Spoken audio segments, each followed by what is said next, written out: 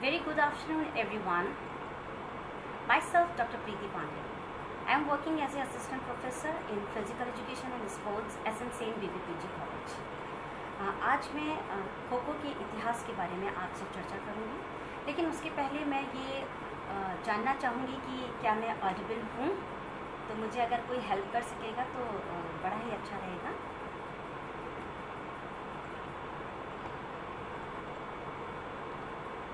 अभी हमारे पास 1-2 मिनट्स भी हैं, तो हम वेट कर रहे हैं कि शायद लोग हमारे साथ जुड़ेंगे।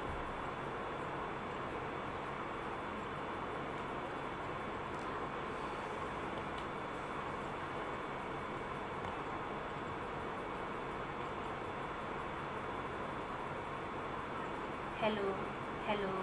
So many people are just giving me responses.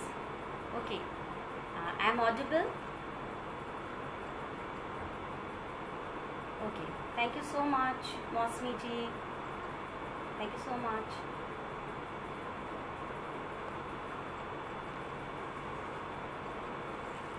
Within 10 to 15 seconds, we are going to start.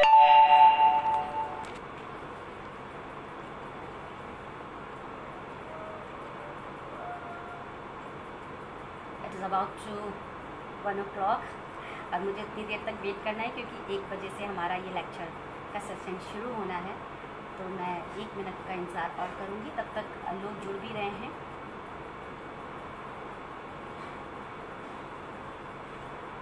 Yes, it is now 1 o'clock और मैं आज के लेक्चर की शुरुआत करने जा रही हूँ। पेफी के इस मंच पे मैं doctor Preeti Pandey, assistant professor physical education SNC BBPG college Kanpur से आप सभी का पेफी की ओर से स्वागत और अभिनंदन करती हूँ। श्री पीयूष जैन जी ने शारीरिक शिक्षा का एक बीज पेफी के नाम पर बोया, जो आज 2020 में वटवृक्ष बन चुका है। इसकी शाखाएं दिन प्रतिदिन पल्लवित और पुष्पित हो रही हैं। पेफी का नाम, पेफी का काम और पेफी के जनक एक साधारण दिखने वाले श्री पीयूष जैन जी सादा जीवन और उच्च विचार को चरितार्थ करते हैं। उनका नाम शारीरिक शिक्षा के इतिहास में और पेफी का नाम शारीरिक शिक्षा के इतिहास में लिखा जा चुका है। आज मुझे पीयूष जैन सर जी ने जो ये स्वर्णिम अवसर प्रदान किया है, मैं उसके लिए आपको सहृदय धन्यवाद करती हूँ। सर के लिए इस मंच पर यह बताना आवश्यक समझती हूँ कि आज की परिस्थितियों में हम सभी के पास इंफॉर्मेशन है, एजुकेशन है, पर यह ज्ञान हम अपने विद्यार्थियों को कैसे पहुँचाते हैं, कितनी बखूबी से पहुँचाते हैं, ये काम पेफी ने बहुत ही सुंदर तरीके से किया है। पीयूष सर के द्वारा दिया गया ये टॉपिक कि आप खो खो पे बोलिए, मुझे बड़ा अट्रैक्टिव लगा। क्यों? क्योंकि इस प्लेटफॉर्म पे फिजिकल एजुकेशन और स्पोर्ट्स के छात्र छात्राएं जुड़े हैं, जो इस खेल के बारे में जानने के जिज्ञासु रखते हैं, और साथ ही यह मेरा स्पेशलाइजेशन गेम भी रहा है, इसलिए मैं इस मौके को छोड़ना नहीं चाहती। तो आइए जानते हैं खो खो को हमारी विरासत के रूप में और इसमें समर्पित लोगों के बारे में कि कैसे ये खेल एक छोटे से मैदान से एशिया तक पहुंच चुका है। तो आइए जानते हैं खो खो के इतिहास के बारे में। अधिकांश भारतीय लोगों द्वारा खेला गया खो खो का खेल भारत में सबसे लोकप्रिय पारंपरिक खेलों में से एक है। खो खो की उत्पत्ति का पता लगाना मुश्किल है, लेकिन कई इतिहासकारों का मानना है कि यह पकड़म पकड़ाई का एक संशोधित रूप है। परंतु क्या आप जानते हैं कि खो खो शब्द संस्कृत के शब्द इस्यू से लिया गया है, जिसका अर्थ है उठो और जाओ। खो खो मैदानी खेलों की सबसे प्राचीनतम रूपों में से एक है, जिसकी उत्पत्ति या ओरिजिन प्राचीन भारत में ही मानी जाती है। मुख्य रूप से आत्मरक्षा, आक्रमण या प्रत्याक्रमण के कौशल को विकसित करने के लिए इसकी खोज हुई थी। Kho kho is a tag game of India.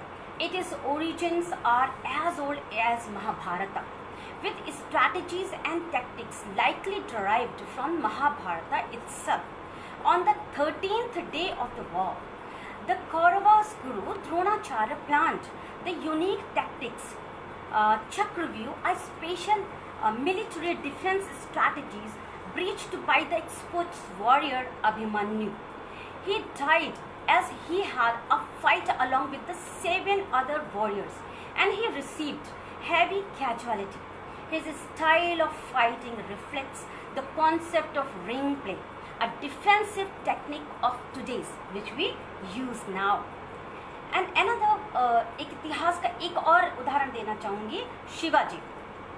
Shivaji भी इसी प्रकार की व्यूह रचना के साथ अपने शत्रुओं को पकड़ने के लिए एक तरीके के चक्रव्यूह बनाते थे और वो अपने इस योद्ध कौशल का प्रयोग बच्चों को खेल खेल में सिखाने के लिए इस्तेमाल करते थे, जिसमें वो एक गोलाकार बनाकर खेल के मैदान को सेलेक्ट करते और उसमें बहुत सारे अपने सिखाने वाले बच्चों को कलेक्ट करते और उन्हें वो व्यूह रचना के माध्यम से खेल खेल में सिखाते। और यही उनकी व्यूह रचना की प्रणाली आज खो खो के खेल को परिमार्जित कर चुका है। तो इस प्रकार बहुत सारे खो खो के इतिहास हमारे सामने आते हैं।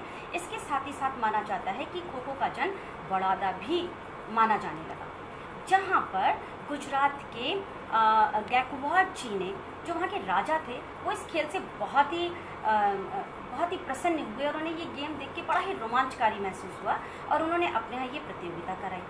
उससे पहले भारत में खो खो का इतिहास काफ़ी गहरा था। इसकी शुरुआत सबसे पहले महाराष्ट्र राज्य में हुई थी और खो खो मराठी भाषी लोगों के समक्ष काफ़ी लोकप्रिय रहा है। हर स्कूल में खो खो खास तौर पर छात्राओं को खिलाया जाता है। सबसे पहले यह खेल महाराष्ट्र में रथ से खेला जाता था, जिसमें डिफेंसिव और ऑफेंसिव दोनों प्रकार की क्रियाओं का प्रयोग करके इसे रथेड़ा के नाम से भी जाना जाने लगा, लेकिन आज इसे खो खो के नाम से ही जाना जाता है। 29 मीटर लंबे और 16 मीटर चौड़े मैदान में खेला जाने वाला यह खेल दौड़ने और भागने वाला खेल है। इसमें शारीरिक कसरत खूब हो जाती है और इस खेल में फुर्ती की बहुत ज़रूरत पड़ती है। ये मुख्य रूप से भारत में यदि देखा जाए तो गुजरात, महाराष्ट्र, मध्य प्रदेश आदि प्रदेशों में अधिक खेला जाता है, किंतु भारत के अन्य प्रदेशों में भी इसका प्रचार बढ़ रहा है। यह खेल सरल है और इसमें कोई खतरा नहीं। पुरुष और महिलाएं दोनों ही समान रूप से इस खेल को खेल सकते हैं। सभी भारतीय खेलों की भांति खो खो भी सरल, सस्ता और आनंदमय खेल है।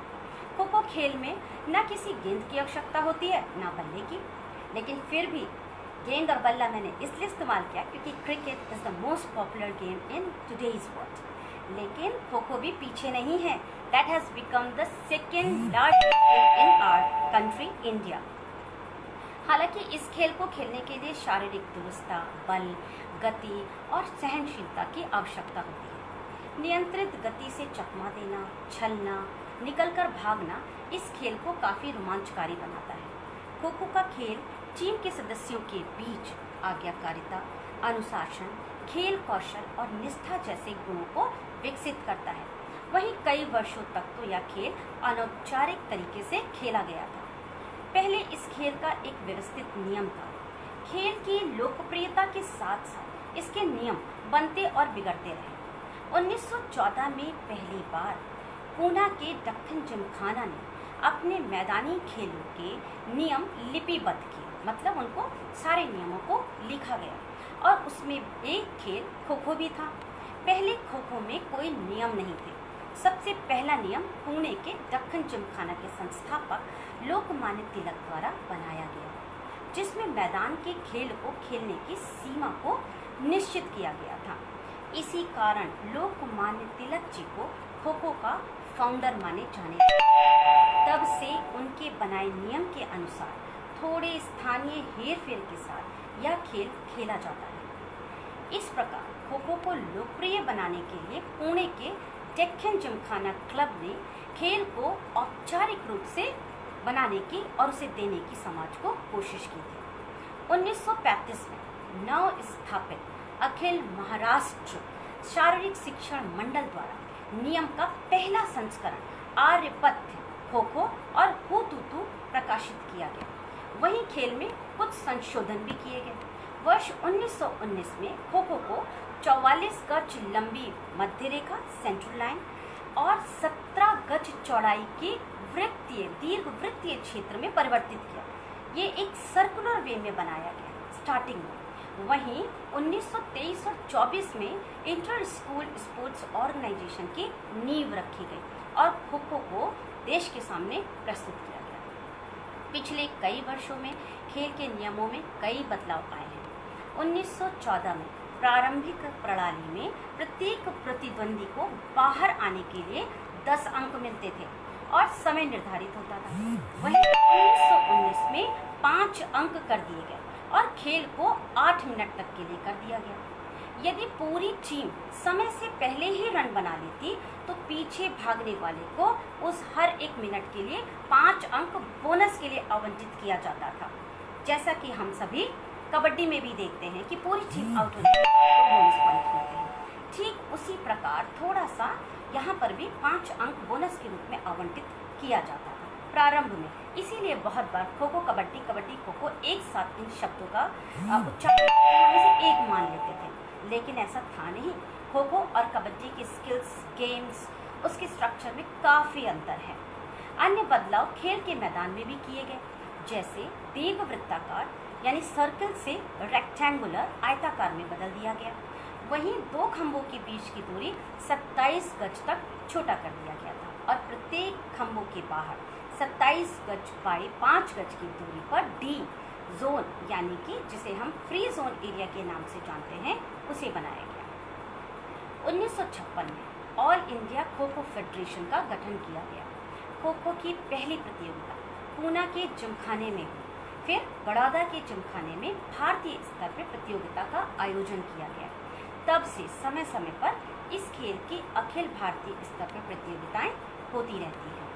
और वहीं 1959 और 60 में विजयवाड़ा में पहली बार all India kho kho championship का आयोजन किया गया, जो केवल पुरुषों के लिए आयोजित किया गया था और इसमें केवल 5 टीमों ने भाग लिया था। चैंपियनशिप की तत्कालीन मुंबई प्रांत के राजा भाव ज्येष्ठ ने इसका नेतृत्व किया और जीत लिया। साथ ही 1960 और 61 में पहली बार महिला चैंपियनशिप हुई थी, इन विच 4 टीम्स हैव पार्टिसिपेटेड। और इन द ईयर ऑफ 1963 और 64 में राष्ट्रीय स्तर पर उत्कृष्ट प्रदर्शन करने वालों को पुरुषों और महिलाओं के लिए पुरस्कार प्रदान किए गए और इन पुरस्कारों को एकलव्य झांसी लक्ष्मीबाई पुरस्कार का नाम दिया गया था। सबसे पहला पुरस्कार इंदौर में दिया गया था। वर्ष 1970 और 71 में पहली जूनियर चैंपियनशिप को हैदराबाद में आयोजित किया गया था, जिसमें महाराष्ट्र विजेता और कर्नाटक उप विजेता रहे थे। यह प्रतियोगिता लड़कों के लिए आयोजित की गई थी पहली बार।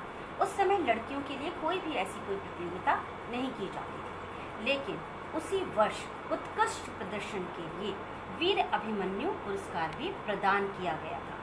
1974 और 75 में इंदौर में लड़कों के साथ लड़कियों की भी पहली जूनियर चैंपियनशिप आयोजित की गई थी। वर्ष 1982 में खेल को भारतीय ओलंपिक संघ के हिस्से के रूप में शामिल किया गया था। अब थोड़ी सी बात करते हैं खेल के मैदान की। पूर्व में खेल का मैदान किस प्रकार हुआ करता था? इस खेल में मैदान के दोनों ओर 2 खंभों के अतिरिक्त यानी पोल के अतिरिक्त किसी अन्य साधन की जरूरत नहीं पड़ती थी। यह एक अनूठा स्वदेशी खेल है जो युवाओं में ओज और स्वस्थ संघर्षशील जोश भरने वाला है। यह खेल पीछे करने वाले और प्रतिरक्षक दोनों को अत्यधिक तंदुरुस्ती, हेल्थ, स्किलफुल, स्पीड और एनर्जी की मांग करता है और इस खेल में एजिलिटी प्राथमिकता है किसी भी अच्छे खिलाड़ी के लिए। खो खो खेल में न किसी गेंद की आवश्यकता होती है न बल्ले की, जैसा कि मैंने पहले कहा, लेकिन इसके लिए 111 फुट लंबे और 41 फुट चौड़े मैदान की आवश्यकता होती थी।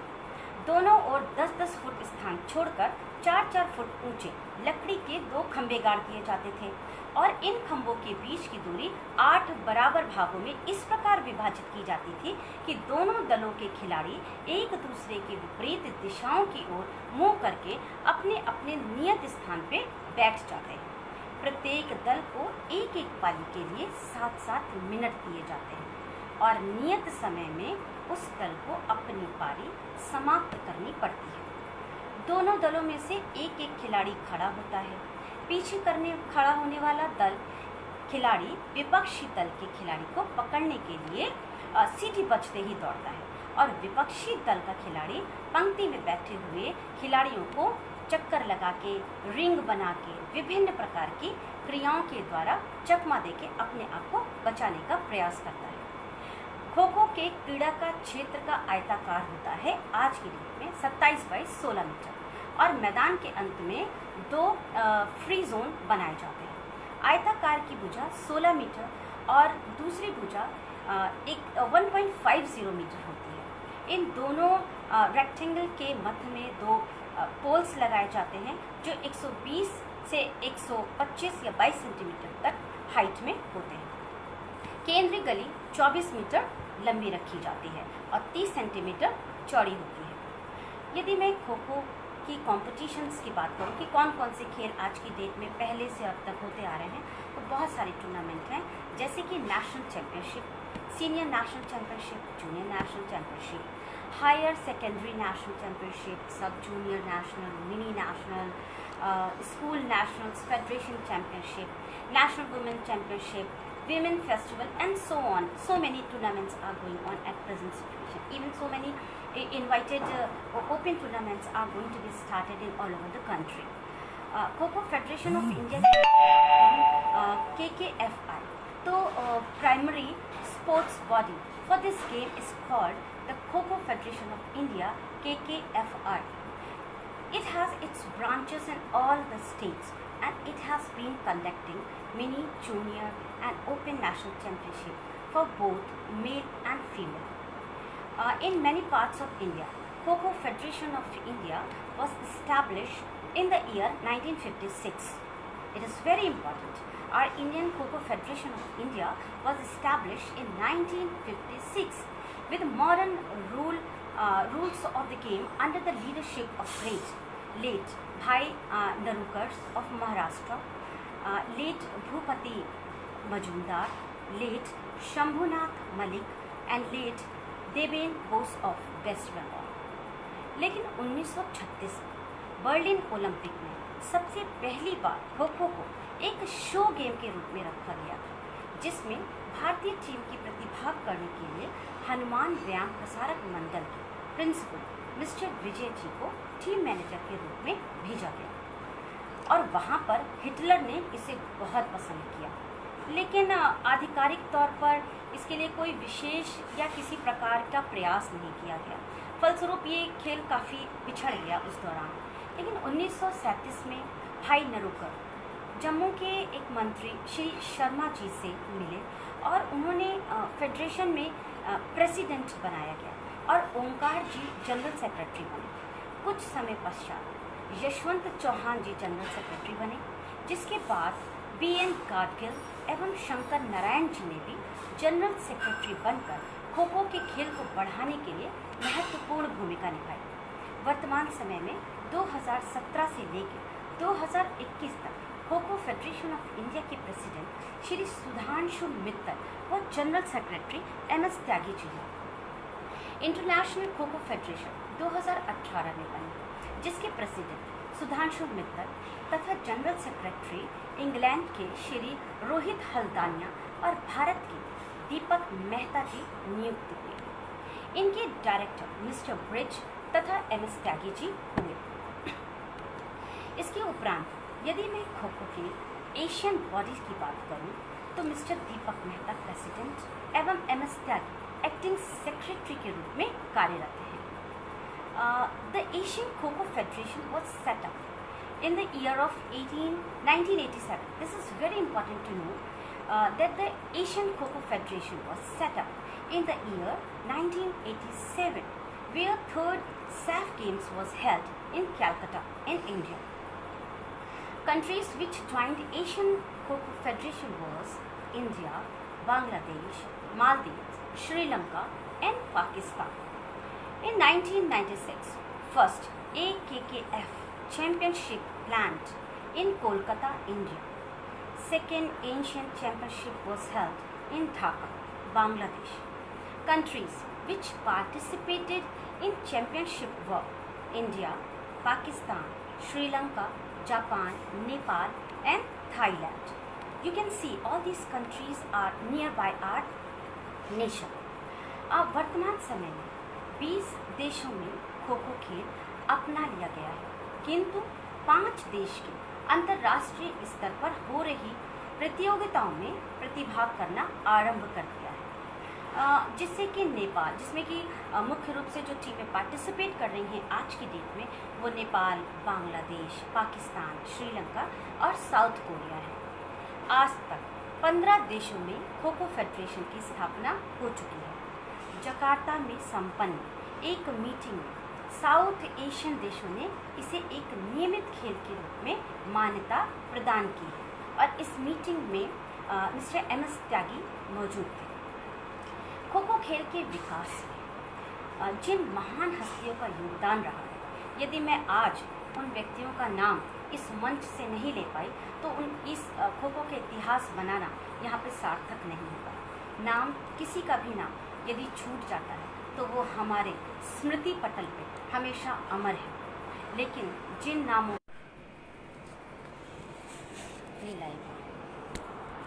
Okay, there was some little problem with it. I was thinking there is a pause. I am continuing with my lecture. Is it audible?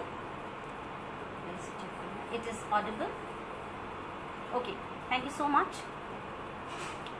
अब हम बात कर रहे थे कि उन लोगों की, उन महान हस्तियों की जो खो खो में जुड़े हुए हैं और आज भी कुछ ना कुछ ऐसा काम कर रहे हैं जिसकी वजह से या उनके द्वारा दिए गए ऐसे योगदान हैं जिन्होंने खो खो को आज इस स्थान पर पहुंचाने में बहुत बड़ा रोल प्ले किया है। जिसमें सबसे पहले महाराष्ट्र राज्य के श्री अम्बेडकर, मिस्टर तोरवी, अजीत पवार, शरद पवार, गॉडगिल जी, चौहान सर तथा चंद्रजीत जाधव मुख्य रूप से शामिल हैं।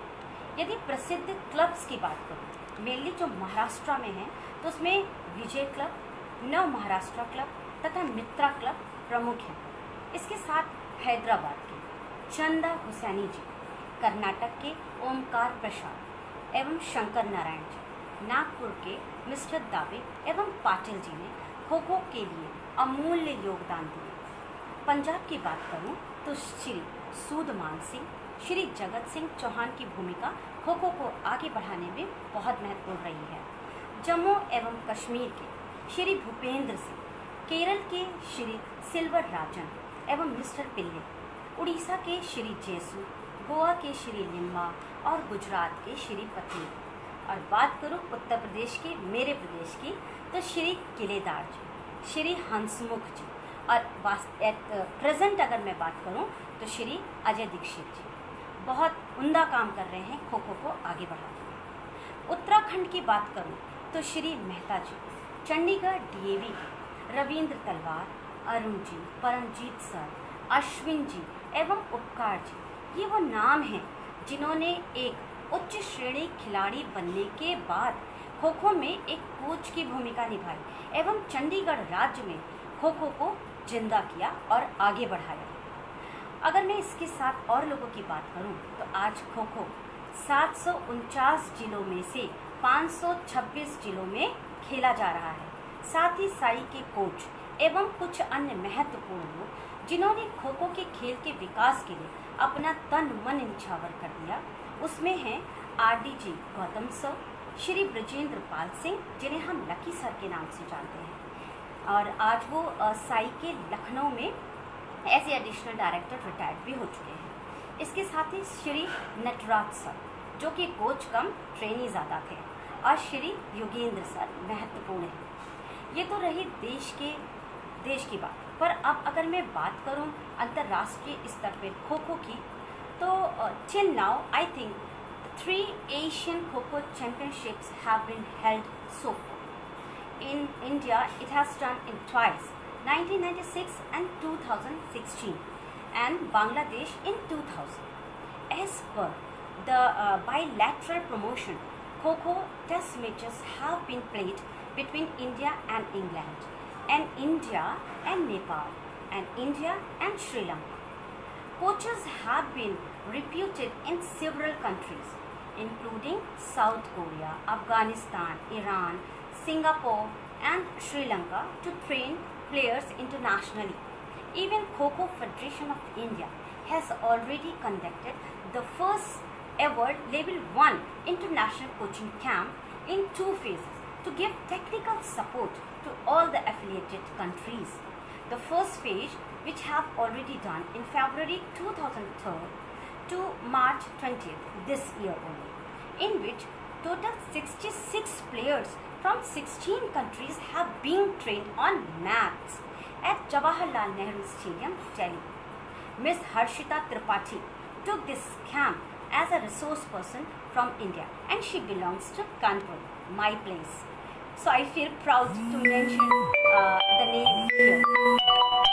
The government has initiated the following awards for the game: Arjuna Award, Eklavya Award for men, and Rani Lakshmibai Award for women, Veer Abhimanyu Award for boys under 18, and Janki Award for girls under 16.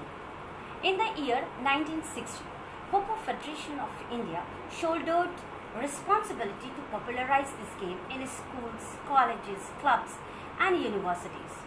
उन्हीं के प्रयास से आज खो खो खेल 526 district में खेला जा रहा है और भारत में सेकेंड लार्जेस्ट गेम बन चुका है क्रिकेट के बाद। सुन के थोड़ा सा अच्छा लगा।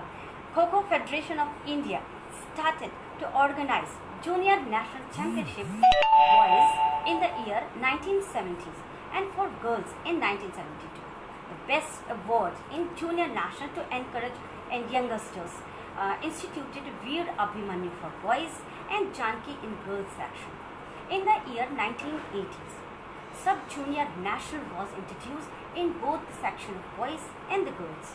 Award for the best junior players was instituted, Bharat in boys and ILA in girls section. As one of the academic discipline, systematic study of the game was introduced in Sports Authority of India as 6 weeks certificate course in the year 1977. Duration of the course was increased to 10 months. As Kho-Kho and Kabaddi were a combined course, it was difficult to complete the course in 10 months. So for this year, in 2008, Kho-Kho is separated for training of coaches of 10 months duration. In the year 1976, Kho-Kho has been included in first national games held in Delhi by personal intervention of Sri Ashok Ghosh, then President Bengal Olympic Association. As आज यदि मैं खो खो के surface में मैदान की मिट्टी की जगह मैट का यूज़ करूं और बेयर फुट की जगह शूज़ को ले लूं, तो इस खेल ने इसकी दिशा और दशा दोनों को ही बदल के रख दिया है। KFFI is the key decision making body for rule and regulations, development and the promotion, plannings, conducting of tournaments and events of Kho-Kho in India under the guidance of Mr. Sudhanshu Mittal, the President KFFI, and Mr. Rajiv Mehta, Chairman KKFI, and Mr. N.S. Tyagi, General Secretary KKFI. हमारी kho-kho federation kho-kho league ultimate kho-kho के नाम से launch करने जा रही है, जिसके बाद खो-खो का भारत में इस तरह यूँ कह लीजिए कि एक स्टैंडर्ड में बदलाव आएगा कि ये skillful game the fastest game बन जाएगा और अपनी टेक्निक्स और टैक्टिक्स के थ्रू ये लोगों के दिलों को छू जाएगा। The traditional Indian sports of kho-kho, which already has an official league launched to revamp the indigenous sports, now gets an exciting format that will not only give a new look to the game but will also help to popularize it. The franchisees-based league called Ultimate Kho-Kho has been proposed to the originate in the month of November this year only. Definitely, this Ultimate Kho-Kho, India's first Kho-Kho league, guarantee high-octane action with the introduction of Rampage format. The new avatar of Kho-Kho has been designed to exciting and fast-paced, filled with the high enthusiastic action. To make it more compact, action-oriented and energetic.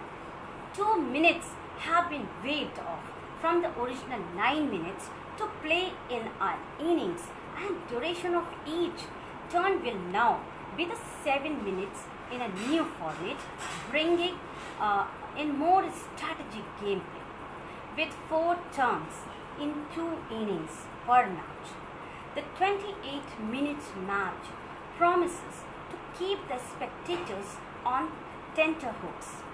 The most interesting feature of the match will be introduction of वजीर. जी हाँ, ये नया introduction वजीर इस खेल की खूबसूरती को बढ़ाने वाला है. Who is free to learn either left or right in the wing, but cannot cross the center line and will have to always get a perfect kho-kho. Otherwise, he will get a foul. Wazir is being considered as a trump card that a team can use to benefit more points and attacks. Talking about this innovative idea, Mr. Sudhanshu Mehta, President Kho-Kho Federation of India, KKFI said, I am quoting his words, we brought in the concept of Wazir to make it more modern, more exciting and more youth-friendly. True, sir, it's true. The Federation is very confident that the people will enjoy this new approach and style that this traditional sports will down. The new additions and the shorter, the more fan-friendly format will help the league make its mark right from the start. In a word of instant gratification, short attention spans, innovation in the keys, and viewers must see the value that your game is worth investing time. Brands are seeking impact sports to target consumers, and ultimate Kho-Kho stakeholders and partners will be benefited from the new format, which is unique and will help to build a cutting-edge product and revamp the indigenous game of India. This is said by Tanjing Neoji, CEO Ultimate Kho-Kho. यहाँ तक कि इस खेल में scoring भी काफ़ी change कर दी गई है, जिसके कारण ये खेल हमारे दर्शकों के लिए एक सस्पेंस क्रिएट करेगा. Now, every skydiver will fetch additional 1 point, and so will pole dives. Regular tags, however, stays the same and gets the team 1 point. They have a vision and the idea to revolutionize the sports and spread it to every corner of the country and inspire more people to take up Kho-Kho, which is one of the most indigenous sports of India. That transcends time. Amit Burman, Vice Chairman, Dabur Foods and Promoter to Ultimate Kho-Kho, कहते हैं कि वो kho-kho league को promote करने में कोई भी कसर नहीं छोड़ने वाले. Sure, sir, sure. We are very sure that you people are going to be rock in Asia and in Ultimate Kho-Kho. We are hopeful that Ultimate Kho-Kho will be the game changer. साथ ही kho-kho 2022 Asian games में एक show खेल के रूप में भी खेला जाएगा. And this league will give our Indian players the perfect platform to check their skills and test themselves against the world's best in the tough competition, which will see 8 teams vying for the title. Mr. Rajiv Mehta, Chairman, Kho-Kho Federation of India, Secretary General, Indian Olympic association का कहना है कि ultimate kho-kho league से भारत के talented kho-kho players को exposure मिलेगा, जिनसे वो जो भी हकदार हैं उन्हें खेलने का मौका मिलेगा. इसके साथ ही general secretary kho kho federation of India mister MS Tyagi कहते हैं कि as a federation they are very confident that this will be a player-oriented and fan-friendly league with huge scope, and it will surely help to unearth more Kho-Kho talented from all corners of the country. Show this ultimate Kho-Kho एक ऐसा zoom लेके आएगा, एक ऐसा drastic change लाने वाला है जिससे खो-खो का जो कॉन्सेप्ट था प्राचीन में और नवीन में, लोग जो ये खेल खेलते थे उनके अंदर की जो इंफीरियरिटी थी या वह और खेलों के साथ अपने को जब तुलना करते थे तो वो पाते थे कि कहीं ना कहीं उनके अंदर कोई कमी नहीं, लेकिन ये खेल का जो स्तर है वो उस लेवल का ना होने की वजह से वो कहीं ना कहीं मात खाते थे। लेकिन हमारी फेडरेशन की सोच, हमारे फेडरेशन से जुड़े ये सारे लोग खो-खो को हाइप करने के लिए, उठाने के लिए जो प्रयास कर रहे हैं, वास्तव में hats off to them. They are doing positive with a pure positive attitude, they are leading and definitely they will get the success in coming future. हम खो-खो को एक ऐसे मुकाम पे पाएंगे, हमारा देश इन इंडिजीनियस गेम जो हमारे खुद का गेम है उसे पेटेंट कर पाएगा और पूरा विश्व इस खेल के आनंद को उठा पाएगा। It means kho-kho game has become second largest game in India after cricket. If we talk about India and abroad, we can firmly say that Kenya, England, Uganda, Malaysia, Scotland has already stated to play Kho-Kho in their native places. For the promotion of Kho-Kho, Mr. M.S. Tyagi sir went to Dubai and Abu Dhabi to conduct the workshop of 15 days in his own expenses. Yes, this is true. ऐसे लोग भी हैं जिन्होंने तन मन ही नहीं धन से भी इस खेल को अपना समर्पण दिया है और वो अपने एक्सपेंसेस पे इन कंट्रीज़ पे गए और वहाँ पे उन्होंने 15 दिनों का एक वर्कशॉप कंडक्ट करके वहाँ के लोगों को भी खो-खो के लिए जागरूक किया और अब आने वाले समय में वहाँ से भी टीमें ज़रूर आएंगी। In the year 2020, in the month of March, on behalf of Kho-Kho Federation, Mr. Tyagi sir has organized a workshop for teaching Kho-Kho games rule regulation, in which 66 candidates from different 16 countries have participated. Now, with the effort of above mentioned people who has reached to its height and going to perform in Asian Games, which is going to held in Japan in 2026, India Olympic Association (IOA) Secretary General Mr. Rajiv Mehta, who is also the Asian Kho-Kho Federation President, India revealed that Kho-Kho will be included in the 2026 Asian Games roster scheduled to be held in Japan. Kho-Kho is currently played by 25 countries across the globe. Kho-Kho was formally recognized by the Olympic Council of Asia during the 18th Asian Games held in Jakarta, Indonesia in 2018. So we all hope it gets full status in the 2026 Asian Games. Now I want to put some light on the prestigious game and its field. इस field के बारे में मैं आपसे चर्चा कई बार मैंने करी है, इसलिए मैं आपको बताना चाहती हूँ कि इसमें बहुत सारी ऐसी स्पर्धाएं भी हुई हैं, खेल भी हुए हैं और बहुत सारे अवार्ड्स भी मिलते हैं।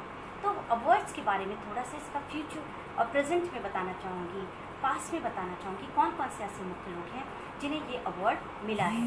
खो-खो अवार्ड, सबसे पहला, kho-kho players receives different awards for their dedication towards the game and their outstanding performance throughout the career. Some of these awards are as follows. The first one is Janki Award. Kho-Kho Awards for girls players under age of 18. Janki Award for their outstanding performance in the game. Recently, Miss Janvi Pethe got this award. The second one is Veer Abhimanyu Award. Kho-Kho boys players under age of 18 is Veer Abhimanyu Award for their extraordinary performance in this traditional game. Mr. Dilip Khandvi received this award. There are so many other people who have just received these awards, but I am just mentioning some name which has recently got this award. Next, we are moving for Arjun Award. The Ministry of Youth Affairs and Sports, Government of India recognizes players and awards them with Arjun Awards for their outstanding achievements in Kho-Kho national sports. The awards, who includes rupees 5 lakhs with a scroll and a bronze statue of Arjuna. Though through time, the range of the award is enlarged, and in the list now include a significant number of sports individuals who jumped to pre-Arjuna award age. Furthermore, the number of disciplines for which the award is given has been increased to include indigenous matches and even the physically handicapped categories. The first Arjun Award winner was in 1970s Shri Sudhir B. Parab, Gujarat से।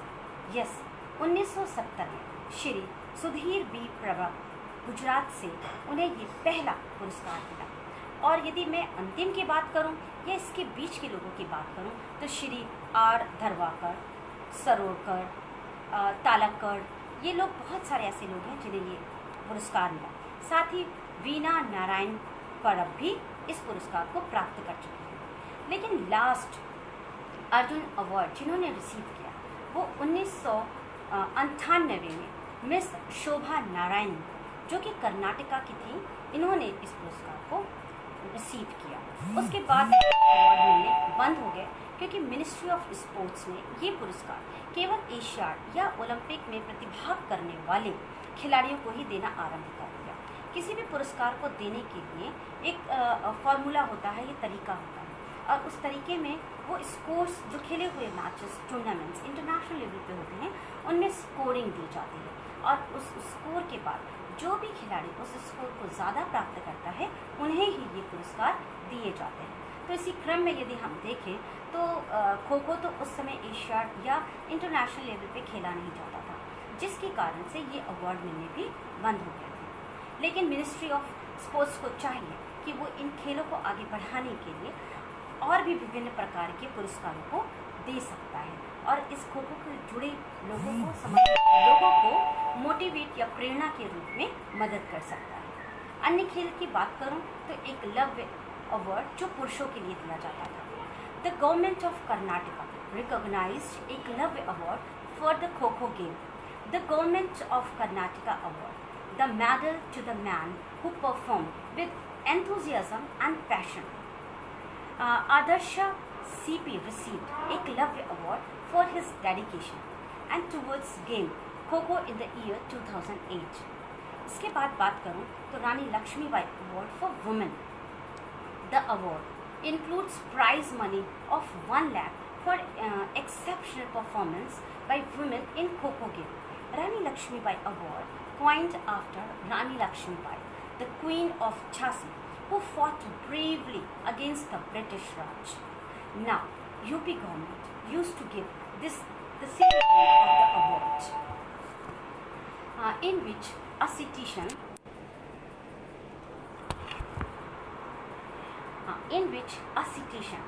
bronze status of Rani Lakshmibai, Lakshman and a cash जो price हमारी उत्तर प्रदेश सरकार इस पुरस्कार के लिए देती है वो है 3,11,000 रुपये। और 2017 और 18 में मिस प्रीति गुप्ता को ये अवार्ड मिला है। इसके बाद मैं अन्य अवार्ड की बात करूं तो बहुत ही प्रेस्टिजियस अवार्ड है और वो है Dronacharya award. The award is for those coaches who show excellent performance in teaching the tactics of the game and the players. Dronacharya Kho-Kho game award includes a cash prize of 7 lakhs, a scroll of honor and a bronze statue of Dronacharya. Gopal Purushottam Phadke received this award in the year 2000 for his excellent service, and he is the only one who received the honor of Kho-Kho. Next पुरस्कार की बात करूं तो Shiv Chhatrapati kho-kho award. Shiv Chhatrapati award includes the trophy of 25,000 cash with the sword, a blazer and a citation with the silk patka. A state government of Maharashtra gives this award. In 1970s, this award stated the first person who received was Srirang Imandar, and then Mr. Ramesh Rao. These are some famous personalities who have received prestigious awards in kho-kho, जिनका नाम यहाँ पे लूँगी। बहुत सारे ऐसे हैं जिन्हें खो-खो में पुरस्कार देकर सम्मानित किया गया है, पुरस्कार पाके वो सम्मानित हो चुके हैं, जिसमें मुख्य रूप हैं Sudhir Parab, Aanchal Devde, Shamim Arish, Samit, Juhi, Maula, Ayesha, Ankita, Janhvi, Mahi, Rita, Abraham, Priyanka, Shaikh, Parveen and Bhanupriya. They are the very important names who received very prestigious awards in Kho-Kho. Now it's duty of Sports Ministry of our India to promote our indigenous sports in all over world and give recognition with awards, incentives, with the financial support to grow. Last but not the least, I am again thankful to Mr. Piyush sir, because time is running and it is about to 2. Now let me finish over here. So I am just with a few words, I will stop my voice. Last but not the least, I am again thankful to Mr. Piyush sir, who has given me this opportunity. Then of course Mr. M.S. Tyagi sir, who gave me such a vibrant information regarding Kho-Kho. Thank you very much sir. And Mr. Ajay Dikshit sir, who always support me for the growth of Kho-Kho, with my coach Lucky sir and Parveen ma'am, जिन्होंने अपने समय के बहुत सारे लोगों को मुझे इतिहास के बारे में बताकर यहाँ पर आप सभी के सामने प्रस्तुत करने के लिए प्रेरित किया। यहाँ से मैं अपने वाणी को विराम देती हूँ। जय खो-खो। और आप सभी के क्वेश्चंस मैं देने के लिए तैयार हूँ। जिन लोगों ने भी मुझसे क्वेश्चन पूछे हैं, मैं पूरी कोशिश करूँगी कि उन सभी के जवाबों को दे पाऊँ। मेरे सामने विवेक जी हैं, जो लिखते हैं कि नए नियमों के बारे में थोड़ा जानकारी दें, क्योंकि नए नियमों के बारे में बहुत से लोगों को ग्रामीण क्षेत्रों में जानकारी नहीं है। कभी कभार गूगल में सर्च करने पे खो-खो की लेटेस्ट इन्फॉर्मेशन या नियम नहीं मिलते हैं। तो विवेक जी, मैं आपको बताना चाहूँगी कि खो-खो की फेडरेशन की बुक आती है। यदि आप लेटेस्ट फेडरेशन की किताब को ले लेंगे तो आपको जो भी रिसेंट चेंजेस आए हैं उसके बारे में पूरी जानकारी आपको उससे मिल जाएगी। यहाँ पे चूँकि मैंने एक खो-खो की विरासत के बारे में आज जानकारी दी है। खो-खो के नियम अपने आप में ही एक पूरी गाथा कहते हैं, पूरी कहानी कहते हैं, क्योंकि खो-खो कोई छोटा खेल नहीं है। यदि उसके नियमों की बात करूँ तो 1 घंटे सिर्फ नियम बताने में लगेंगे। इसकी स्किल्स, इसकी टेक्निक्स, इसके टैक्टिक्स और रूल रेगुलेशंस बहुत सारे हैं। तो मैं चाहूँगी कि विवेक जी आप फेडरेशन की किताब को लें और उसमें नई जानकारियों से परिचित हों। साथ ही Kulvinder or sir wrote there, thanks ma'am for your valuable information and thanks for Pefi. Thank you sir. If there is any question, can you Amrita ma'am, can you please help me? If anybody has given any query, you can just give me again. You can send me in my chat box and I'll see that.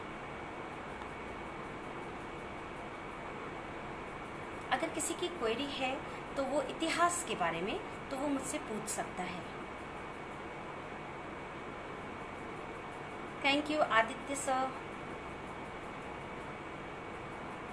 Thank you Amrita ma'am. Your name is very important as you have coordinated me a lot with the whole session. और पहले भी और बाद में भी आपने जो support दिया, thank you so much. PeFi is doing a very wonderful job and fabulous job to enhance the future of physical education in India and is abroad too.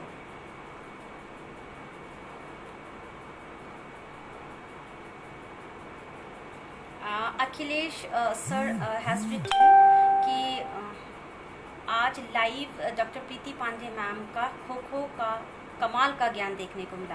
नहीं सर, कुछ भी कमाल नहीं है। मैंने अपने जितने भी पुराने त्यागी सर से अजय सर से, लकी सर से, परवीन अहमद मैम से, जितने भी असमत सर से, मैंने 3-4 दिनों से लगातार इन सबको ढूंढा, इन सबको खोजा, इन सब से जानकारी इकट्ठा करी और ये सारी जानकारी लेके मैं आप सभी के सामने यहाँ पर प्रस्तुत हुई हूँ।